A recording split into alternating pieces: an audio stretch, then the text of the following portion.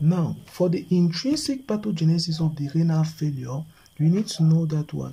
You need to know that in renal acute kidney injury, so when we say acute kidney injury, is when there is already a manifestation of the renal, the intrinsic part of the kidney. Is it clear? Is it clear? So we need to know that what actually the kidney is going to be perfused by the renal artery. We are going to have the kidney, and then the renal pelvis is going to bring out the urine. So the blood that comes here, we are going to have the renal blood flow coming from the renal artery. Is it clear? And then the blood that goes out is the filtrate. Is it clear? You have the filtrate. Let's say the filtrate. Is it clear? Or the filtrate flow. So now we need to know that what generally for pre-renal is going to be when you have an abnormality in the renal blood perfusion. So the renal blood flow is reduced in pre-renal acute kidney injury, while in the case of a post-renal acute kidney injury, the filtrate flow has reduced because of an obstruction in both kidneys down. The filtrate flow has reduced. Now we need to know that we're still on the refill classification of acute kidney injury. We need to know that at the beginning we have what is called the risk. As I just explained, the risk are these two major ones here, which are the pre-renal and the post-renal from the renal blood flow and the filtrate flow respectively. Is it clear? But now if these two are not corrected, you are now going to have injuries at the level of the kidney. Is it clear? You're going to have injuries at the level of the kidney. That is going to bring out to the next part of the refill classification, which is the injury. And we are now going to explain that based on the renal mechanism of acute kidney injury. Are you understanding? Now, on the renal mechanism of acute kidney injury, you need to know that there are three major points in the renal mechanism of acute kidney injury. Now, the first point on the renal mechanism of acute kidney injury is that you are going to have what is called acute glomerulonephritis. Is it clear? Glomerulonephritis. That's the first point. The second point is acute tubular necrosis, and then the third point is acute interstitial nephritis. Is it clear? So those are the three major points via which you can have mechanism which can result to an renal acute kidney injury. Is it clear? So we are going to start with the first point, which is the acute glomerulonephritis. Is it clear?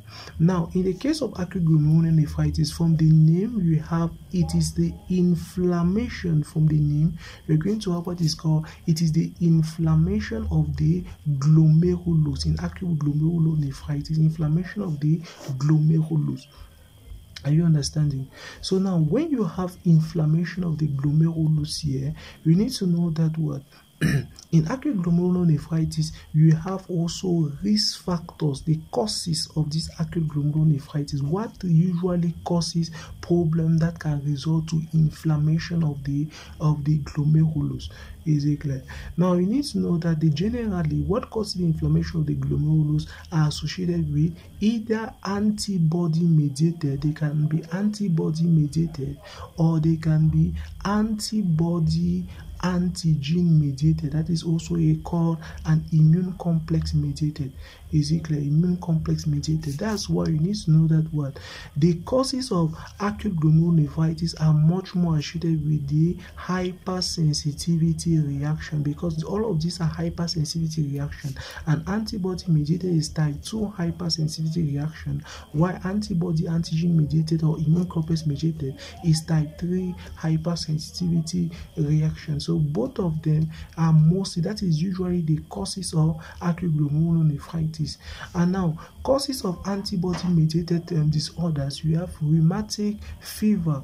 Is it clear? Rheumatic fever is going to be rheumatic fever is going to be antibody mediated. Are you understanding? And this is how sometimes rheumatic fever can result to damage to the kidney. Is it clear? We have also what is called the post-streptococcal glomerulonephritis. The post-streptococcal glomerulonephritis can affect the kidney by the way of antibody mediated. When you have streptococcal infection which results to a glomerulonephritis, antibody mediated. When there's a confuse between the antibody, the cross match of the antibodies that are normally supposed to attack the streptococcus, but it instead attack the cells at the level of the glomerulus. Is it clear? Now we have all the other ones like the rheumatoid arthritis, which is still antibody mediated. Now in the case of antibody antigen or immune complex mediated, we have systemic lupus erythematosus. Is it clear? And systemic lupus erythematosus is an infection that is also capable of causing an acute glomerulonephritis. Is it clear? If you have an acute lupus nephritis, you can be capable of having this disorder. Is it clear? So that was the first mechanism via which you can have it, the acute glomerulonephritis. So acute glomerulonephritis, the two major parts where that you can have injuries to the glomerulus is either by antibody or antibody mediated. Is it clear? And there are certain circumstances where you have a direct injury of the microorganisms directly on the kidney. Particularly, it is viral. Is it clear? It is occurring in the cases of hepatitis B and hepatitis C virus. Is it clear? Hepatitis B and hepatitis C virus, particularly hepatitis C virus. Is it clear? Which causes a membranoproliferative glomerulonephritis. Is it clear? The hepatitis C virus directly is going to attack at the level of the glomerulus. Is it clear? Which causes a membranoproliferative glomerulonephritis. While hepatitis B virus is going to cause a membranous glomerulonephritis, and all of them can also be causes of acute glomerulonephritis. Is it clear?